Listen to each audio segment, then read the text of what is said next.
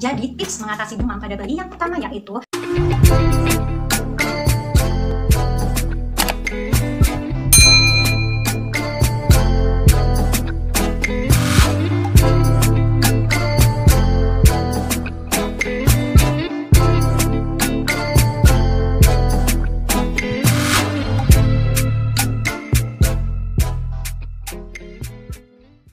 Assalamualaikum, balik lagi di channel aku.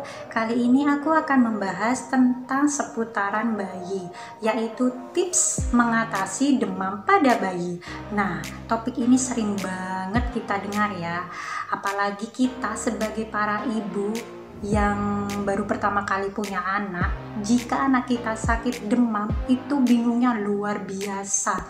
Nah, cemas, kepikiran, was-was, bingung, semuanya campur aduk. Maka dari itu aku akan bahas tentang seputaran demam. Langsung aja. Semua bayi pasti pernah mengalami yang namanya demam, terutama anak kita. Nah, di dalam dunia medis itu sendiri, bayi dikatakan demam jika suhu tubuhnya mencapai 38 derajat Celcius atau lebih di atas itu.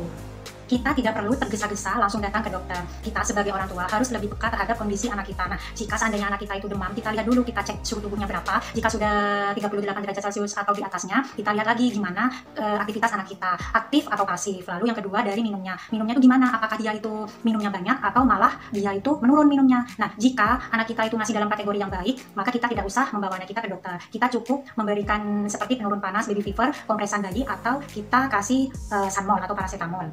Setelah itu kita lihat dulu perkembangannya. Nah, jika anak itu sudah menurun panasnya atau suhu tubuhnya itu sudah tidak 38 derajat Celcius, maka kita tidak perlu membawa anak kita ke dokter lagi. Nah, tetapi jika anak kita itu suhu tubuhnya tidak turun ataupun di atas 38 derajat, kita harus segera membawa anak kita ke dokter. Yang harus diwaspadai jika terjadi demam itu, yang pertama, jika anak tidak nafsu makan. Nah, yang awalnya anak itu lahap, anak tiba-tiba itu tidak mau makan. Yang kedua, anak terlihat lesu. Pada saat kita ajak main, dia itu tidak bersemangat. Selanjutnya, memiliki ruam di area badannya. Tiba-tiba di badannya itu ada ruam. Dan selanjutnya diare. Nah, tiba-tiba anak itu diare dan tidak berhenti-berhenti. Selanjutnya ada kriteria muntah-muntah. Jadi anak itu sering muntah. Dan selanjutnya itu anak sesak nafas. Nah, itu juga bisa jadi, harus diwaspadai ya. Selanjutnya lagi terlihat tanda-tanda dehidrasi. Nah, yang dimaksud dehidrasi ini yaitu mulut anak terlihat kering dan pada saat menangis tidak keluar air mata di area matanya. Nah, itu termasuk ciri-ciri dehidrasi. Lalu yang selanjutnya anak kejang-kejang. Nah, itu harus diwaspadai ya. Jika terjadi sesuatu seperti itu pada anak kita, kita harus cepat langsung membawa ke dokter. Gitu. Jadi kriteria demam itu macam-macam ya. Kalau masih kriteria yang aman-aman aja atau anak itu masih ceria, masih bisa main atau makannya banyak, minumnya banyak, kita tidak perlu langsung membawa ke dokter. Jadi bisa ditangani terlebih dahulu di dalam rumah gitu. Jika yang demam itu bayi yang berusia di bawah 3 bulan, nah itu harus diwaspadai ya. Jadi kalian sebagai orang tua harus tanggap dan langsung berangkat ke dokter.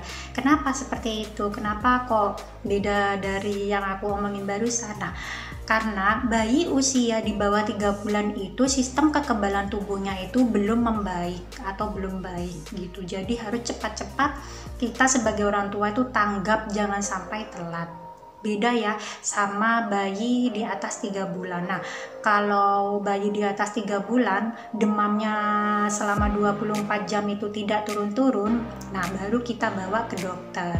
Seperti itu.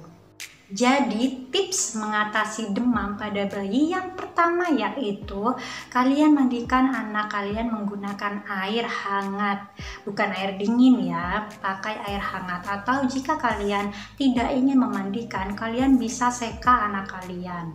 Nah, tetap pakai air hangat. Yang kedua, berikan pakaian yang senyaman mungkin. Yang dimaksud senyaman mungkin yaitu pakaian yang tipis, bukan yang tebal ya. Nah, jangan diberi selimut juga. Kalau diberi selimut, suhu tubuh anak kita bukannya menurun tetapi malah naik. Nah, repot kalau sudah naik. Jadi, berikanlah pakaian yang senyaman mungkin. Dan yang terakhir yaitu berikanlah asupan cairan yang cukup kepada anak kita. Nah, jika kalian itu memberikannya ASI, berikanlah ASI yang sebanyak mungkin atau yang secukupnya. Nah, jika kalian memberikan susu formula atau sufor, kalian berikan juga yang banyak atau secukupnya. Jadi, anak kita tidak akan terdehidrasi. Yang dimaksud dehidrasi itu yaitu anak kita kekurangan cairan. Nah, jika anak kita sampai kekurangan cairan, dampaknya nanti anak kita akan diinfus di rumah sakit untuk mendapatkan cairan. Seperti itu. Nah, itu adalah tips dari aku. Semoga bermanfaat untuk kalian dan kalian tidak perlu tergesa-gesa jika keadaan anak kalian itu tidak parah ya, atau dalam keadaan masih aman. Nah, semoga kalian para ibu tetap bersemangat menjaga anak kita di musim corona seperti ini. Kita harus lebih peka terhadap anak kita. Kita harus lebih menjaga anak kita karena coronanya sekarang belum hilang ya. Jadi kita harus tetap bersemangat menjaga anak kita dan keluarga kita. Sampai jumpa di video selanjutnya. Jangan lupa di subscribe, like, komen, dan share. Wassalamualaikum warahmatullahi wabarakatuh. Dah.